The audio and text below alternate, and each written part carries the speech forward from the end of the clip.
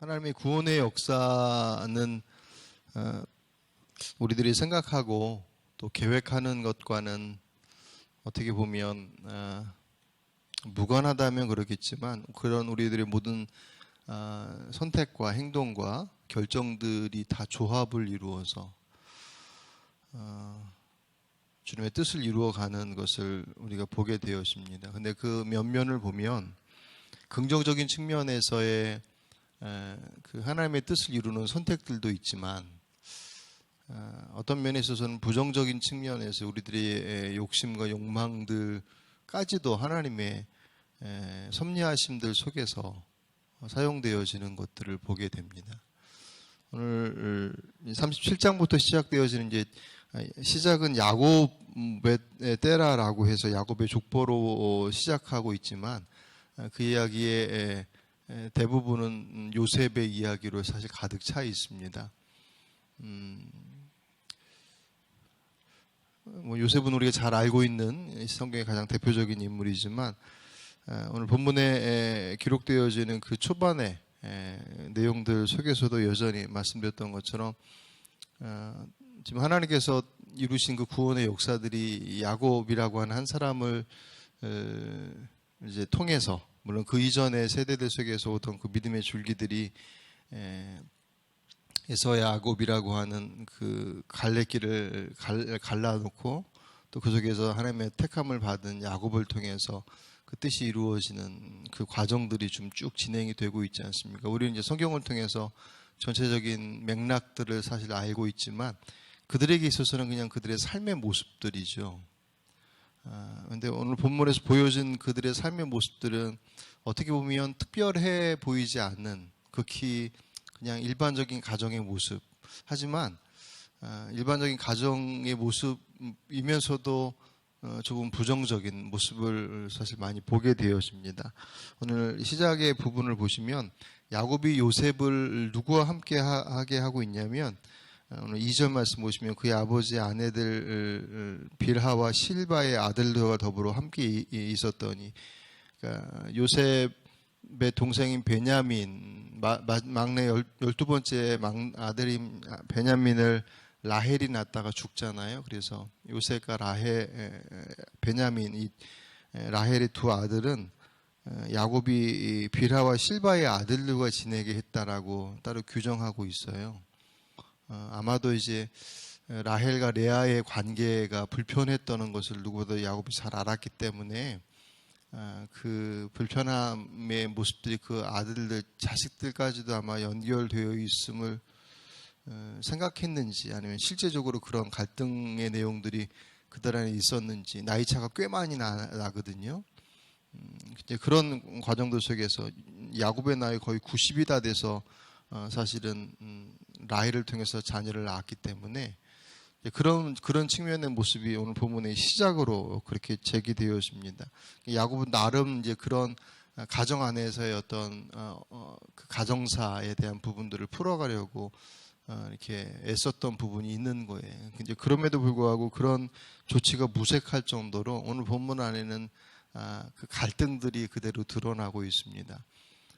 오늘 2절 말씀 하반절에 보시면 그가 그들의 잘못을 아버지에게 말하더라. 요셉이 형제들의 잘못되어진 것을 아버지에게 이제 고자질하듯이 얘기하는 이게 그냥 그런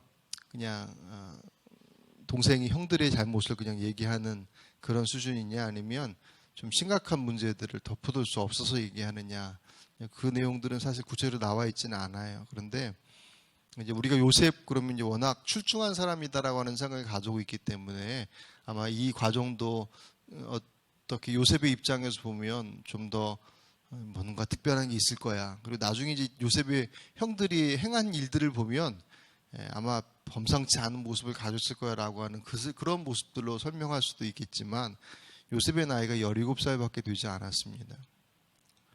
그러니까 그것을 생각한다면 또 철없이 그렇게 형들의 어떤 잘못되어진 형들도 잘한 것은 없었겠지만 그 요셉의 행동 또한 사실은 그리 어떻게 보면 지혜롭지 못한 것이겠죠. 근데 사실 17살 된 아이에게 지혜롭다라고 하는 것들을 요구하기에는 어떤 면에 있어서 무리한 부분도 분명히 없지 않아 있죠. 뒷부분에 나오는 꿈을 얘기할 때도 사실 마찬가지죠.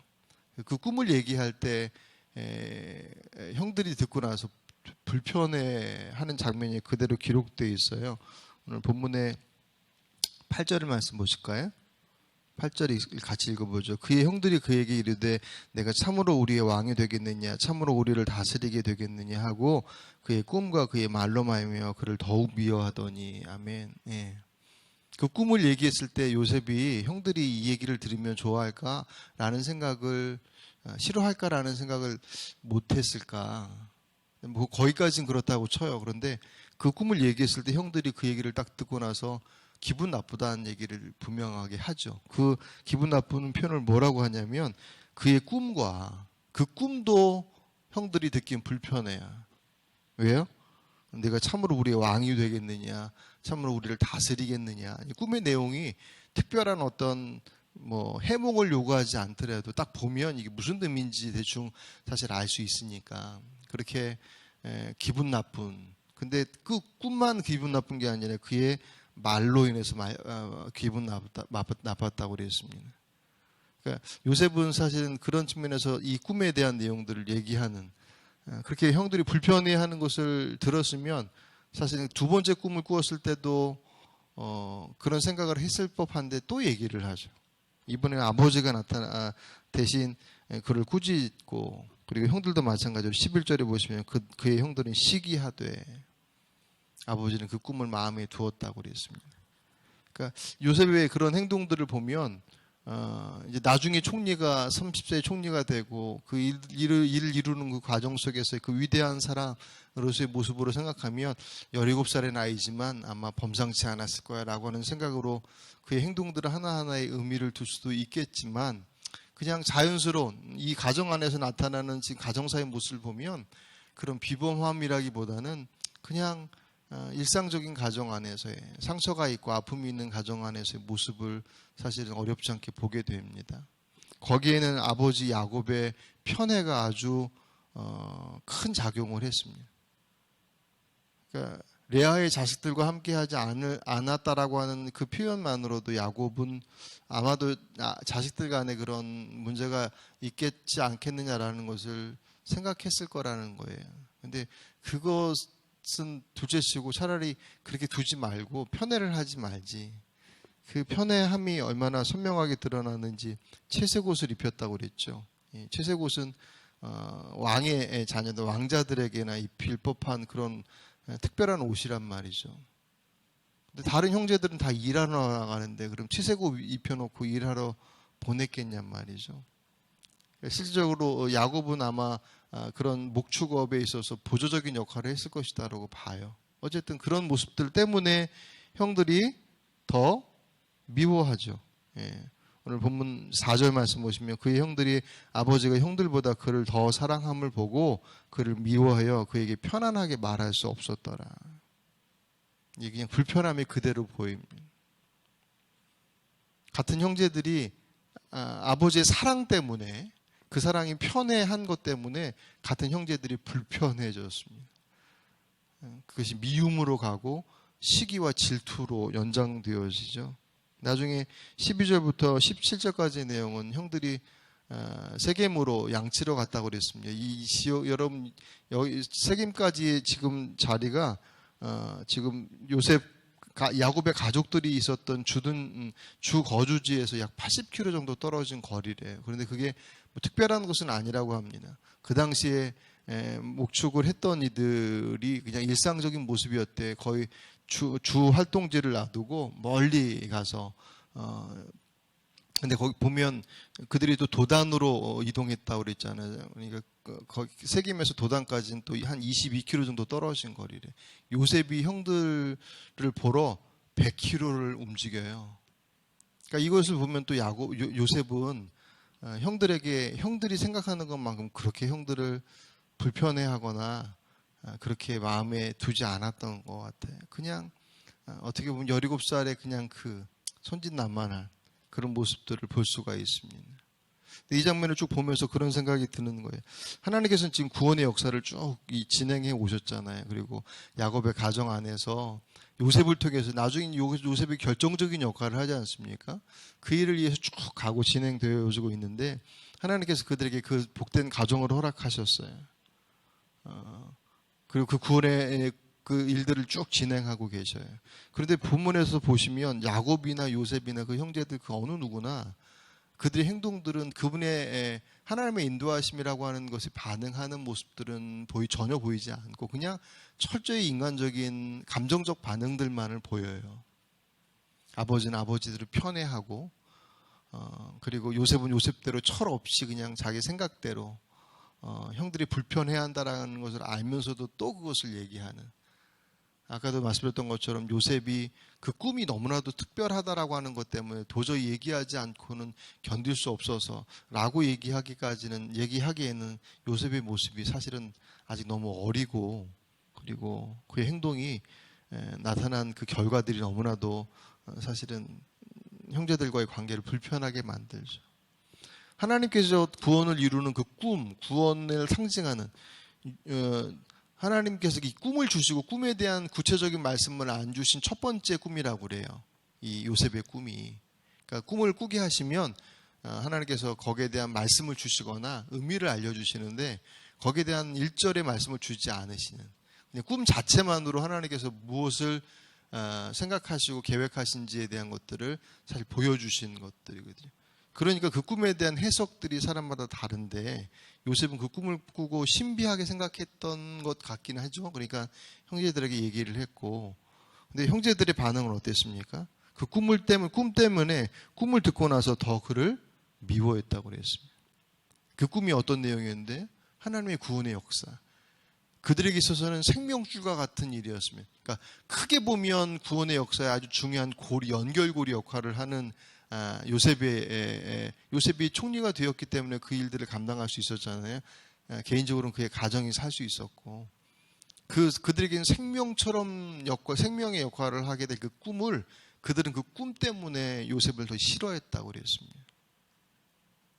그러니까 참 이게 대비되는 거예요. 하나님의 구원의 역사는 공고히 흘러가는데 거기에서 반응하는 이들은 그 꿈을 바라보면서 하나님께서 왜 그런 꿈을 꾸게 하셨을까? 그것도 두 번이나 라고 하는 것을 보면서 그것에 대한 어떤 하나님의 인도하심들을 바라보지 못했던 것, 그것이 무엇으로부터 출발했어요? 그냥 그 안에 가지고 있는 인간적인 감정들과 그런 세속적인 것들에 다 파묻혀버리는, 그래서 그 안에서 기대하고 꿈꾸고 거기에 대해 소망할 수 있는 자리가 펼쳐졌지만 평안한 가정이 평안하지 않고 시기와 갈등으로 바글바글하는, 시끌시끌한, 불편해하는 모습이 되었고, 그 꿈을 통해서 하나님의 구원의 역사를 기대하고 있어야 될 자리가 오히려 그것을 통해서 그들이 더 어려워지는 모습들로. 그래서 12절부터 나오는 요셉이 아버지 말 듣고 형들 찾으러 갔던 그 길이 그냥 일상적인 길이었지만 결국은 가족들과 오랫동안 떨어지게 되는 길이 되어버리잖아요. 이 말씀을 통해서 우리가 하나님 앞에 살아간다라고 하는 것이 주님께서 아무리 거룩하고 복되고 결국은 이 과정들을 통해서 주의 뜻이 이루어지죠. 그죠?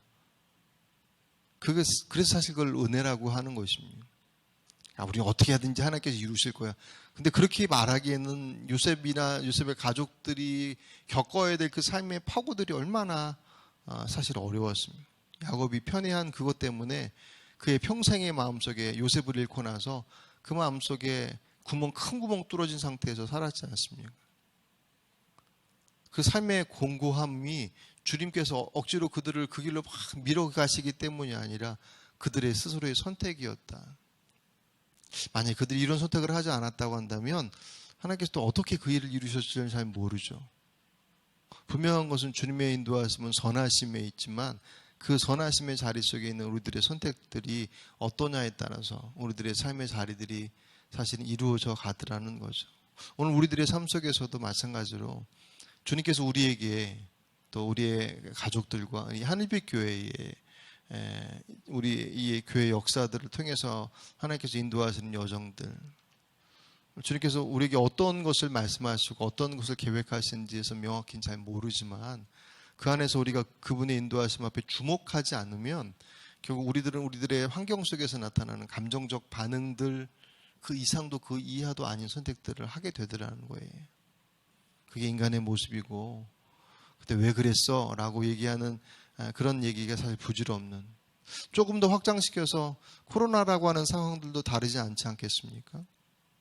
주님의 구원의 역사는 여전히 지금도 진행되어지고 있는데 이 막중한 사회의 변화들과 그런 내용들을 요구하시면서 말씀하시는 바가 분명히 있겠죠.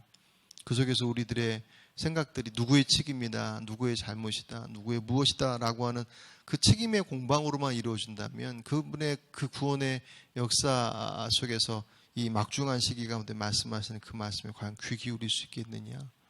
그럴 수 없겠죠. 오늘 이 새벽에 여러분 기도하시는 가운데 오늘 이 요셉의 모습, 요셉의 가족의 모습, 야곱의 가족의 이 모습들 속에서 주님의 선하심으로 온전히 열려지지 못하고 그들의 인간적인 선택과 감정과 그들의 선택 때문에 사실은 그들이 스스로가 더 힘겹고 어려운 삶을 살아갔던 그런 삶이 우리들 안에서 반복되지 않기를. 그러니까 성질 없는 사람 없고 그거 뭐 바라보면서 거기에 대해서 판단하지 못할 사람은 없죠. 다 결국 각자의 기준에서 판단하는 것이니까.